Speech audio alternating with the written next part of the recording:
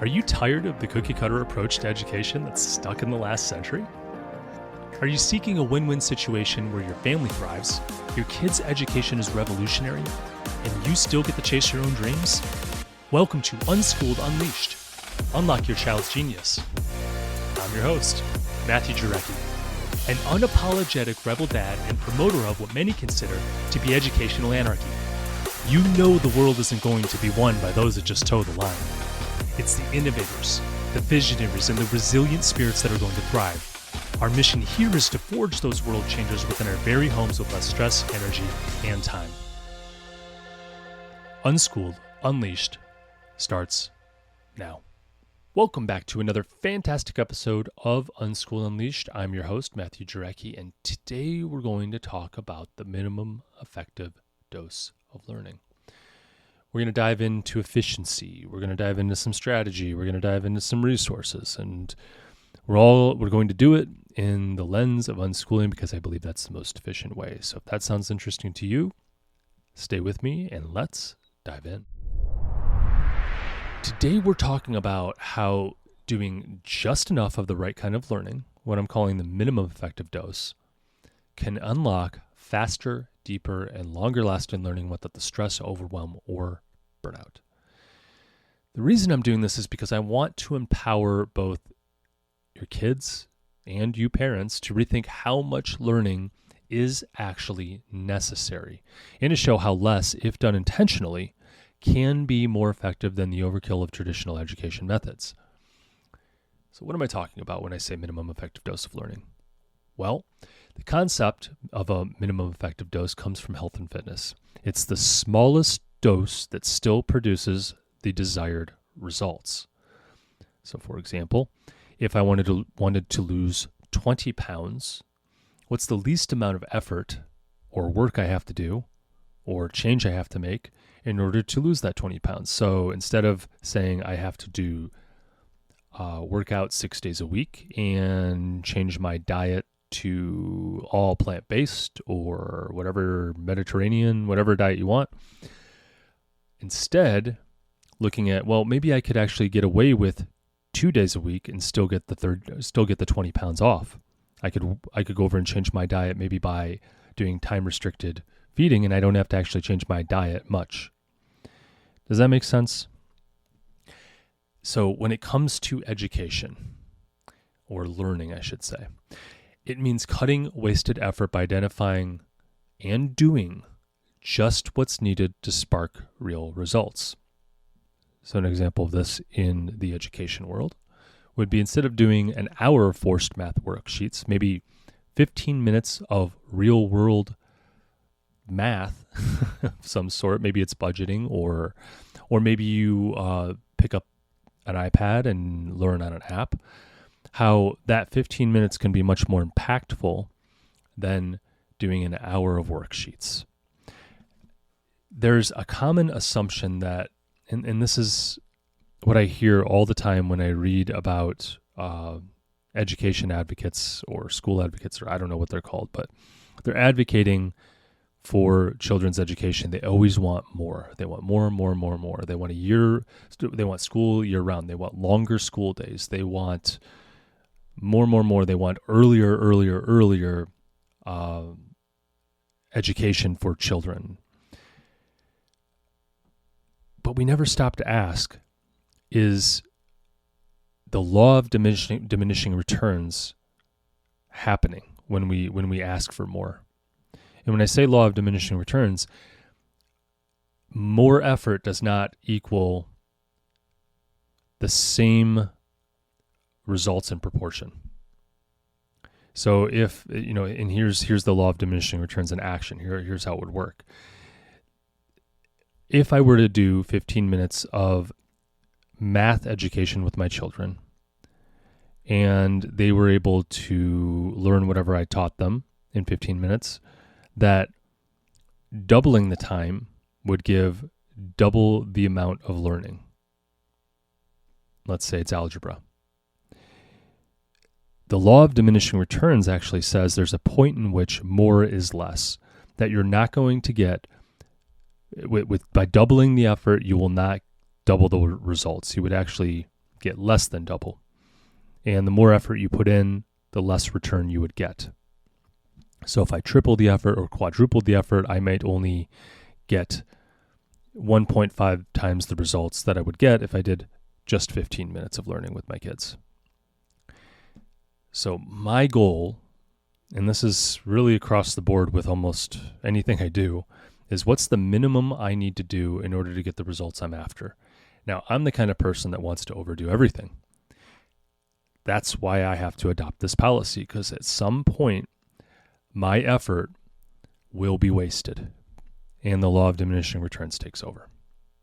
So I'm going after the minimum effective dose of learning, and that applies to my children as well, because I want to encourage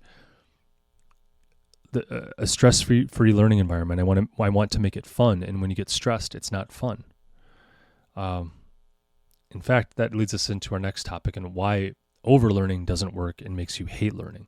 So traditional school often piles on repetition. Worksheets are their thing.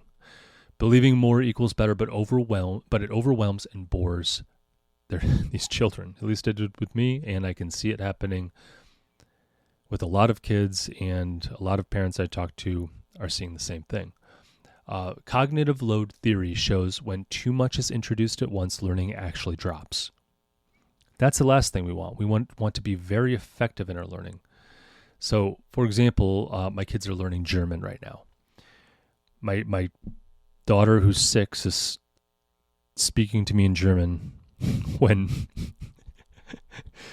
I don't really know why. I think she just wants to use it, but usually it's at bedtime and she doesn't want to go to bed, so she starts speaking German to me to ask me for more time up or more video game or whatever she's asking for. She was doing this last night and the past couple nights.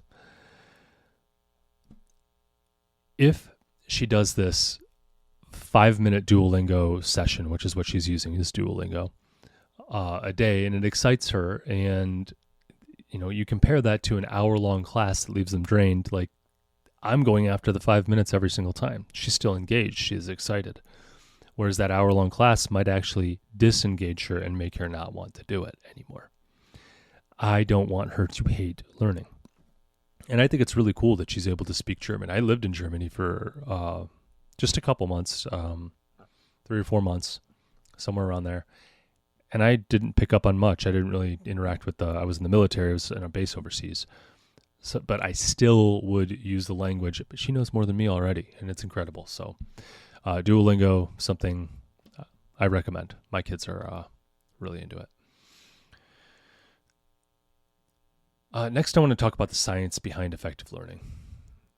Spaced repetition helps move information into long-term memory by strategically reviewing it at the right intervals.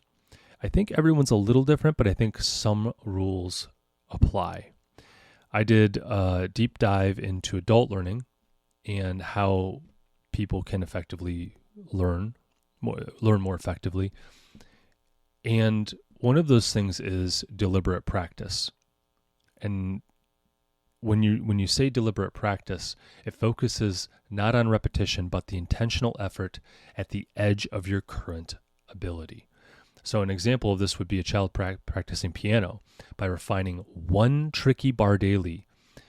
And that would improve more than playing the full song sloppily over and over and over and over again. So trying to get very, very, very, very sharp in a little slice is going to be way more effective than just sloppily learning. So these little segments that focus on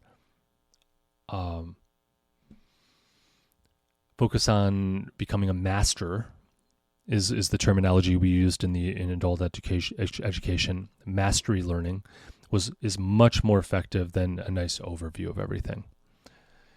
As far as the spaced repetition, I know that my strategy when I was in college was always sleeping at least one night. I've referenced this in the past. I wanted to be fully prepared at least one sleep, and I wouldn't call it a full night because I never slept a full night in college, I don't think, but at least one sleep away or at least one night away. So that way I could actually retain the information. This repetition really helped me. I felt that was much more effective. So what I like to do is keep my children engaged, have them not hate it by only going over what keeps them engaged. And when the fun starts to, the learning or the fun or the excitement starts to wane, right before that I try and stop. And then we can come back tomorrow. And I might ask an engaging question that they want to know the answer to, but we don't cover it until the next day. And it keeps them engaged and entertained, interested. They want to know. And I think they're going to learn faster and better. And when we go into that mastery or that deliberate practice with something, the magic happens as well. So that's just another strategy. The myth of more is better in education. I lightly touched on this already. More school hours don't equal smarty kids. In fact, we have more school hours than, I don't want to say ever before, but I would venture to say than ever before. And kids aren't smarter in the United States. Burnout and boredom set in fast. Kids are getting out of high school not being able to do basic math and reading, writing, all these things. It's more is not better. So trying to do year-round school isn't necessarily the solution. Trying to extend the hours that they're in school isn't necessarily the solution. Trying to do early education for kids, moving, instead of kindergarten being the start of learning, or let's make it pre-K. No. Kids need to be kids. More is not always better. I'm not saying that kids shouldn't start learning early. Forcing them to learn more beyond their limits is not good for them, in my head. So I'll just say that. So a hypothetical example of more is better and that myth being out there is, say, one Lego build challenge using math and engineering can replace an entire chapter in a workbook. I hope I said that right. One Lego build challenge using math and engineering can replace an entire chapter in a workbook.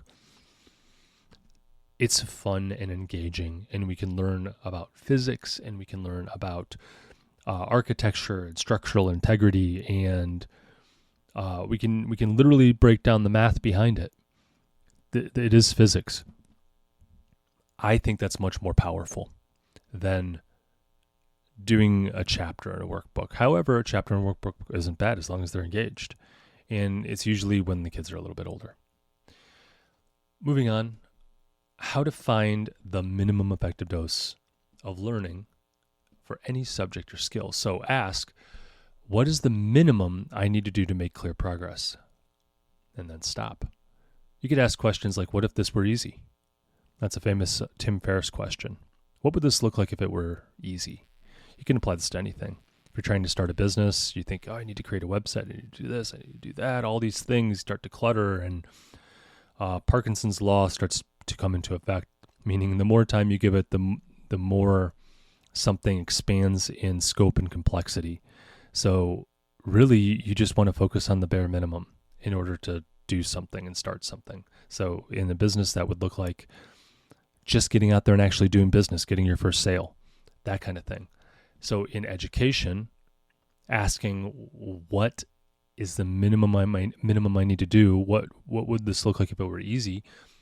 Something like that would be, well, I want to focus on the high impact activities. I want them teaching it back. I want them applying it or solving real world problems because they're going to retain it more. So our oldest boys love World War II history, and instead of a formal lesson, we might watch videos, or we might have them explain it to someone else. And they retain more in 2 afternoons than weeks of lectures in a school, I can tell you that much. They know all the names of people. They know, the big figures in World War II. They know so much about it. It actually amazes me how much they actually know.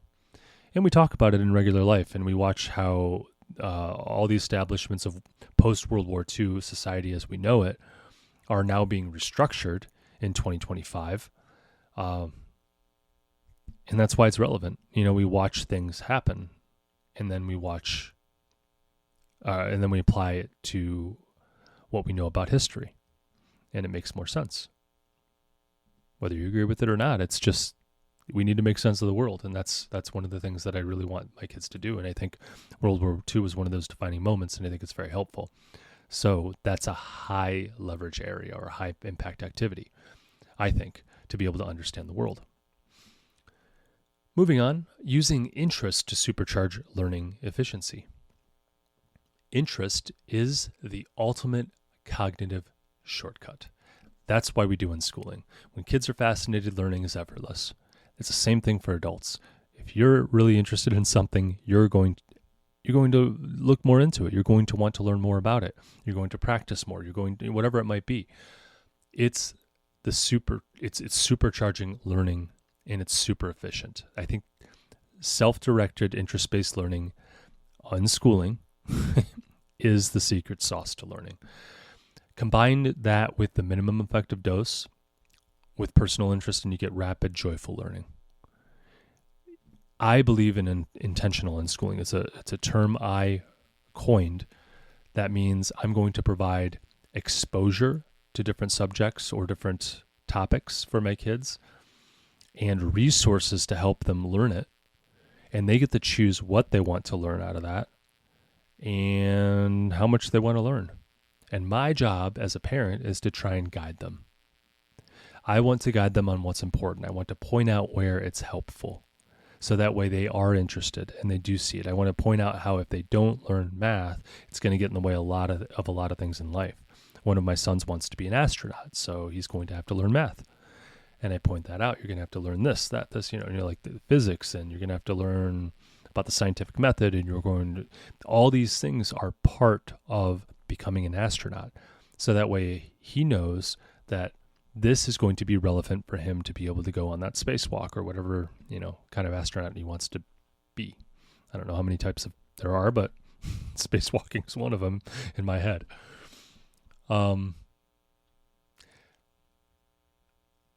Moving on. How parents can support minimum effective dose learning without overstepping. All right. You want to expose kids to resources, tools, mentors, other people that can teach them, but let them choose what's relevant. Create a space for short, deep dives instead of doing long, forced sessions. Talk about things when it comes up.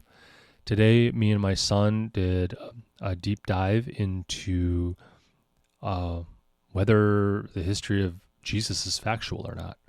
Is there evidence outside the Bible for him? Stuff like that. It was really interesting. I even learned some stuff. We did learning together. That's that authoritative style of learning rather than authoritarian where I'm telling him what he should know. But it was relevant. It came up. It was a question, and we started looking into it. I started to use tools, like the internet, AI, the Bible, to be able to look at stuff, to answer questions that we wanted to know the answers to. And that's what we did, and we had fun with it. And it was really like kind of one of those bonding moments where we were able to learn together. It was a lot of fun. So I think, and eventually the interest stopped, and he just wanted to go back to playing with his Legos. But we really had probably about 45 minutes or so that was fully engaged learning and answering questions to real things that were questions in his head. And I thought, let's look it up together. Like, here's kind of how I see things, but let's see what else is out there. These are great questions. He seemed almost a little embarrassed that he had these questions, and these are big, serious questions, right? Like, I don't see God. Does he actually exist? Are there people, what do people believe who don't believe in the God we believe in? We got on a whole bunch of topics that are probably beyond the scope of this podcast, but it was really, really good. And again, it's relevant to the kids, and it became relevant to me. So we learned together. Moving on, real world examples across domains. So languages, maybe 15 minutes of daily conversations. Daily conversational practice is better than a 1 hour weekly class on grammar, let's say. And when I say languages, I meant language arts. Music, maybe looping small, difficult sections is better than playing the whole piece poorly, right? Business, writing one great sales email is better than consuming 10 hours of marketing theory. The minimum effective dose. So I've already given plenty of examples with all this across domains, so I think I'm going to stop there. So what are some actionable tips for you guys? Maybe some resources. Well, use tools like maybe Brainscape or Khan Academy or Duolingo. And I think using it with spaced repetition is very helpful.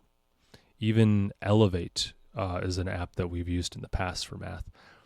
I always talk about Synthesis Tutor is very good. Synthesis Teams. I'm going to provide a link for some of the stuff to help support the podcast, if you will.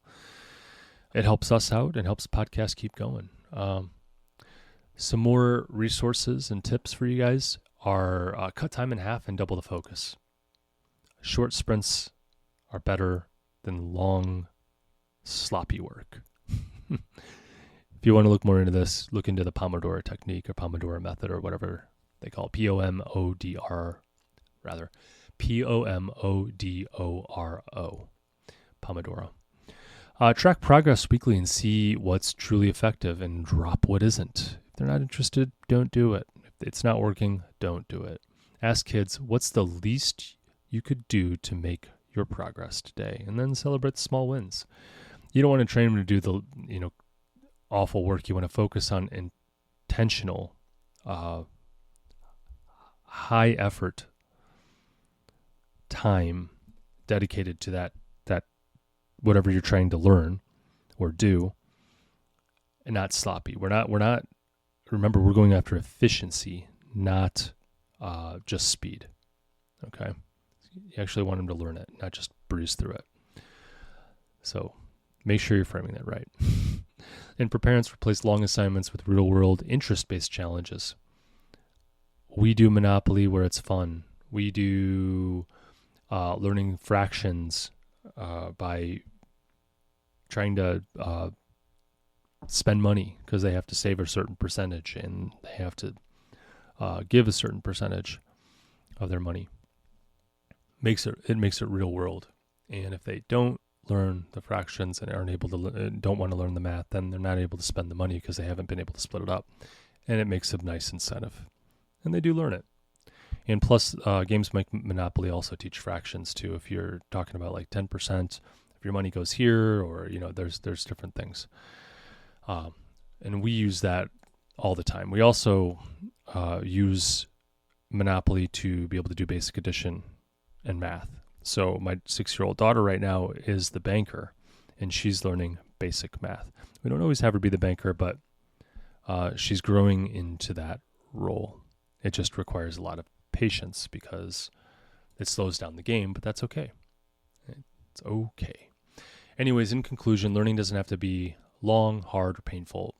The minimum effective dose lets us, your kids, learn better, faster, and with way more joy, less burnout, and stress.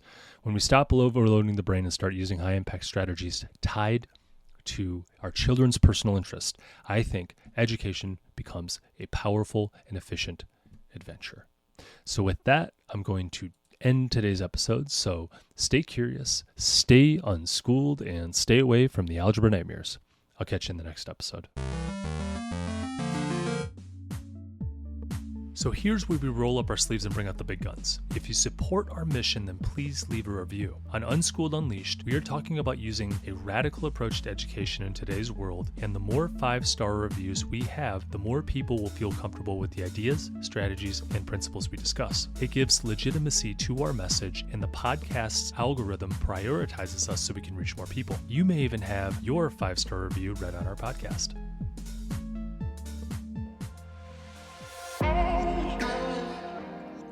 Before I let you go, I have to pause and say this from the bottom of my heart. Thank you. Your presence here is the fuel that ignites this movement. I am incredibly moved that you trust in us enough to click play. You, my friends, are the caped heroes in this story, the guardians of your family's learning journey, and a beacon of hope for your community. Be bold. Do what you think is best for you and your family. Thanks again for tuning in and taking this courageous leap outside of the box for this educational revolution. Welcome to the front line.